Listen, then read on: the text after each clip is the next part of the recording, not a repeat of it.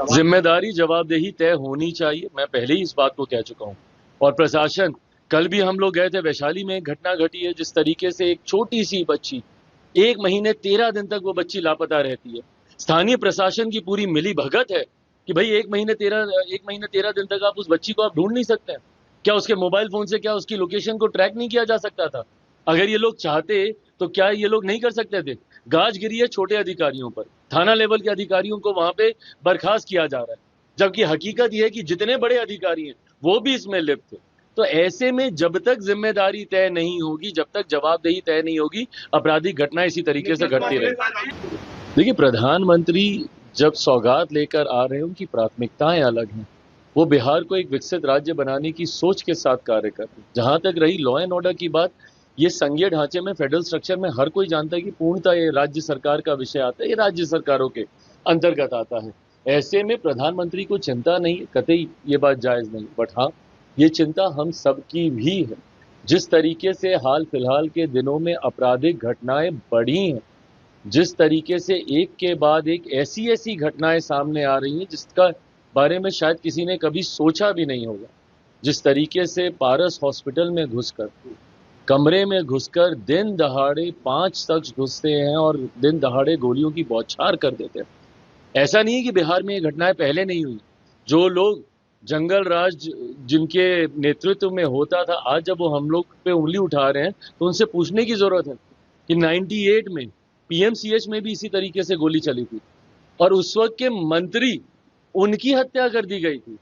उस वक्त वो मंत्री थे, उस वक्त घुस के उनकी हत्या कर दी गई थी। उस वक्त किसकी सरकार थी? इन्हीं की थी ना। पर ना उस वक्त के इस घटना को जायज ठहराया जा सकता है, ना आज की इस घटना को जायज ठहराया जा सकता है। हकीकत यह है कि अगर एक भी आपराधिक घटना होती है तो प्रशासन को जिम्मेदारी लेनी होगी। एडीजी लॉ एंड ऑर्डर इस तरीके की बातें कतई नहीं कह सकते हैं कि भाई बरसात के से पहले इस तरीके की घटनाएं होती हैं। क्यों? क्योंकि किसान खाली बैठा रहता है। भाई जो अन्नदाता है हमारा, आप उसके ऊपर इस तरीके का आप आरोप लगा रहे हैं। और ये आरोप नहीं लगा रहे हैं, आप लीपापोती कर रहे हैं। आप अपनी जिम्मेदारियों से आप भागने का कार्य कर रहे हैं, जो कि कतई स्वीकार्य नहीं है। आपकी जवाबदेही बनती है, जिम्मेदारी आपको लेनी होगी और राज्य सरकार को भी इसमें और ज्यादा मुस्तैदी से सुनिश्चित करना होगा कि कम से कम और कुछ नहीं तो बिहार में सुरक्षा का भाव, एक सेंस ऑफ सिक्योरिटी हर बिहारियों के भीतर दे। ये जिम्मेदारी प्रशासन सरकार की बनती है। भाई लगाएं, पर वो जिनके साथ सहयोगी हैं, चिंता बढ़ जाती है कि अब कितने औरों की जमीन लिखवाएंगे ये अपने नाम। क्योंकि जब जब ये लोग नौकरी देने की बात करते हैं, रोजगार देने की बात करते हैं, लैंड फॉर जॉब हम सब जानते हैं। और अब तो कल भी सुप्रीम कोर्ट की तरफ से भी जो आदेश आया, उसमें भी इन लोगों को निराशा ही हासिल हुई है। तो ऐसे में अब जब ये लोग दोबारा नौकरी बांटने की बात कर रहे हैं तो ना जाने कितने और गरीबों की जमीन अपने नाम लिखवाएंगे। नहीं, अच्छी बात है, खड़े बैठक पर जिस तरीके से तथाकथित इंडी अलायंस छिटकता जा रहा है, एक के बाद एक सहयोगी इनसे दूर हो रहे हैं। बंगाल के इनके सहयोगी हों, महाराष्ट्र के इनके सहयोगी हों, धीरे धीरे वो दूरी दिखाई दे रही है। और ये बार बार हम लोगों ने कहा कि एक ऐसा भानुमति का कुनबा है जो कि बनने से पहले ही बिखरता है।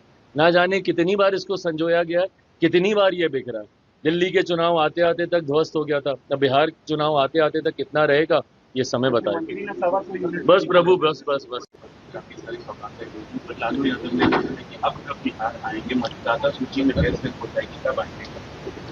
एक तो मतदाता सूची में हेर फेर हो जाएगा। क्या मतदाता सूची का कार्य पूरा हो चुका है क्या? ये विपक्ष जो भ्रम फैला रहा है, अभी तो समय बाकी ना है।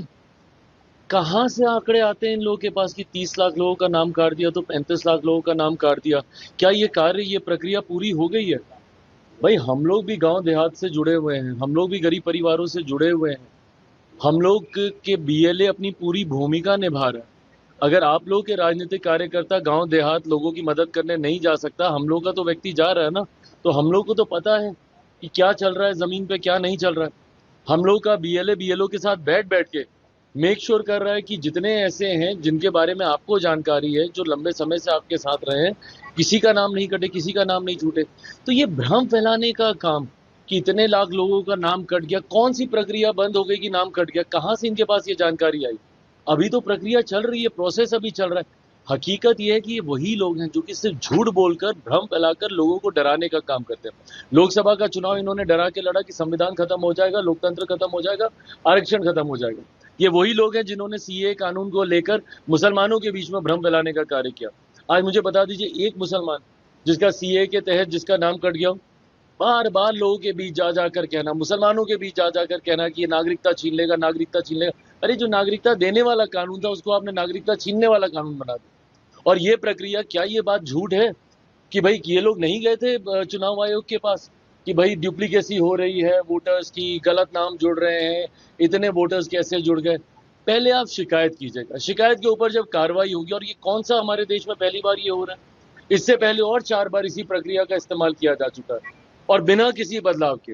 इसमें अगर इस बार बदलाव अगर कोई एकमात्र हुआ है तो सिर्फ टेक्नोलॉजी का बदलाव हुआ है। पहले आपको फिजिकली जाके सारे डॉक्यूमेंटेशन आपको सबमिट करने पड़ते थे, अब आप ऑनलाइन भी कर सकते।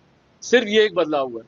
प्रक्रिया पूरी वैसी की वैसी है जो आज़ादी के बाद जो 4 बार जिस तरीके से इस प्रक्रिया का पालन हुआ। हकीकत यह है कि ये लोग जानते हैं, ये लोग हार चुके हैं। और जिस तरीके से एक खूबसूरत डबल इंजन की सरकार हमारे प्रदेश में चल रही है, केंद्र सरकार, राज्य सरकार आज हैंड एंड ग्लव्स की तरह कार्य करने का काम कर रहे हैं। आप बताइए, इससे पहले कौन से ऐसे देश के प्रधानमंत्री थे जो एक साल में 8-8 बार बिहार आते? हर एक महीने के बाद प्रधानमंत्री जी का बिहार आना, बिहार को लाखों करोड़ों की सौगात दे रहे। क्या कर लिया था जब यूपीए की सरकार थी? कितना दिया था यूपीए की सरकार ने बिहार को? आज उसकी तुलना कर लीजिए कि पिछले 11 साल में एनडीए की सरकार ने क्या कुछ किया है बिहार के लिए। तो इन लोगों को पता है कि आज की तारीख में बिहार और बिहारी एनडीए के साथ जुड़े हुए हैं। इस बात का डर है जो राजद से सारी बातें कहलवाते हैं। चुनाव आयोग में करीबन 22 लाख मतदाताओं की राजनीतिक दल को सौंपी है और उनसे रिक्वेस्ट किया है कि आप भी अपने स्थान मिल सके। बिल्कुल कीजिए। हम लोग हर तरीके का, चुनाव आयोग पूरी तरीके से ट्रांसपेरेंसी अपनाने का कार्य कर रहा है, पूरी पारदर्शिता के साथ कार्य करने का कार्य। भाई अगर नहीं होता हम लोग भी सवाल खड़ा करते, और कम से कम मैं और मेरी पार्टी तो करती। इतना तो आप लोग जानते हैं कि भैया मैं और मेरी पार्टी ऐसी पार्टी है जो अगर कहीं पे भी अन्याय हो रहा हो, अगर मेरी अपनी सरकार में भी हो रहा हो, तब भी उसके खिलाफ मैंने मुखरता से मैंने अपनी बातों को रखने का मैंने कार्य किया। तो अगर ऐसे में कहीं पे भी हम लोग को भी लगता कि भाई कहीं पे कोई दिक्कत हो रही है, और जैसा मैंने कहा कि हम लोग के राजनीतिक कार्यकर्ता भी पूरी तरीके से इस प्रक्रिया में सहयोग करने का कार्य कर रहे हैं। अब इन लोग के लोग नहीं कर रहे तो उसमें कोई क्या कर रहा है? अगर आप ये वीडियो YouTube पर देख रहे हैं तो हमारे चैनल को सब्सक्राइब कर बेल आइकन दबाएं, और Facebook पर देख रहे हैं तो हमारे पेज को लाइक करें।